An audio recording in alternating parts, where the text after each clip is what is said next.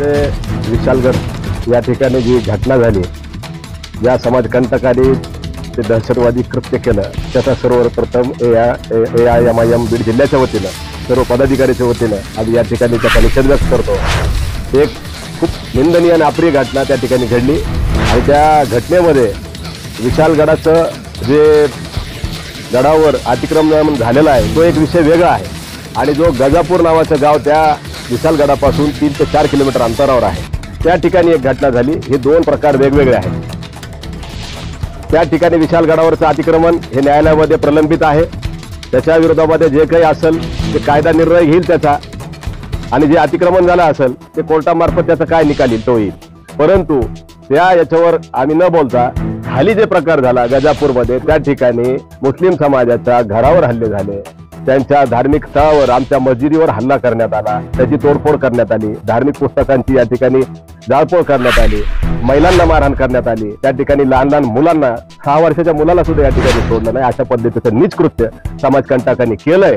त्याचा आम्ही निषेध करतो आणि आज आम्ही सन्माननीय जिल्हाधिकारी साहेब यांच्याकडे आमच्या पक्षाचे ज्येष्ठ नेते राष्ट्रीय अध्यक्ष बॅरिस्टर असदुद्दीन ओवैसी साहेब, महाराष्ट्राचे अध्यक्ष खासदार इम्तियाज जलील साहेब, महाराष्ट्राचे कार्यकारी अध्यक्ष डॉक्टर गफ्फार कादरी साहेब आणि मराठवाड्याचे अध्यक्ष फिरोज लाला साहेब यांच्या आदेशावरून आज आम्ही सन्माननीय जिल्हाधिकारी साहेब यांची भेट घेतली आणि या घटनेचा या ठिकाणी निषेध केला। आमच्या प्रमुख मागण्या अशा आहेत, त्या समाजकंटकावर UAPA अंतर्गत या ठिकाणी कारवाई झाली पाहिजे।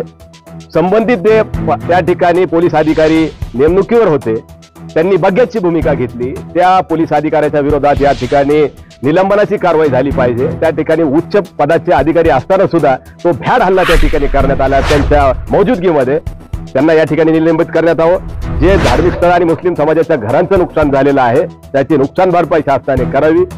जे जखमी झालेले आहेत त्यांना शासनाच्या वतीनं किमान 5-5 लाख रुपये या ठिकाणी देण्यात यावे आणि येणाऱ्या काळात विशेष अधिवेशन बोलून मुस्लिमांसाठी जे पूर्ण देशभरामध्ये चालू आहे, ज्या 2014 पासून जी सत्ता भारतीय जनता पार्टीची आलेली आहे, त्याच्यानंतर या जे माथेफिरू आहेत, जे धर्मांध लोक आहेत, जे हिंदुत्ववादी लोक आहेत, यांचे माथी भडकलेले आहेत आणि जाणीवपूर्वक या ठिकाणी मॉब लिंचिंग सारखे प्रकार असतील, धार्मिक स्थळावर हल्ले असतील, अल्पसंख्याकच्या विरोधामध्ये केलेला हिंसाचार असेल, याच्यावर एक कायदा झाला पाहिजे। सुरक्षेसाठी संरक्षणासाठी एक कायदा झाला पाहिजे आणि या सर्व घटनेची CID चौकशी झाली पाहिजे। याच्या पाठीमागे षड्यंत्र कोण असते, त्या ठिकाणी एक माजी खासदार बैठका घेतो, बैठका घेऊन या ठिकाणी अशा पद्धतीचं कृत्य करायला भाग पाडतो।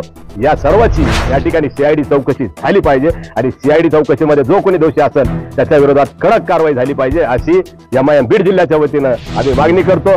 जर हे 2-3 दिवसात झालं नाही तर 19 जुलै रोजी पक्षाच्या पुन्हा आदेशानुसार शुक्रवारी या ठिकाणी मोर्चे किंवा धरणे आंदोलन या ठिकाणी MIM बीड जिल्ह्याच्या वतीनं जिल्हाभरामध्ये आम्ही करणार आहोत।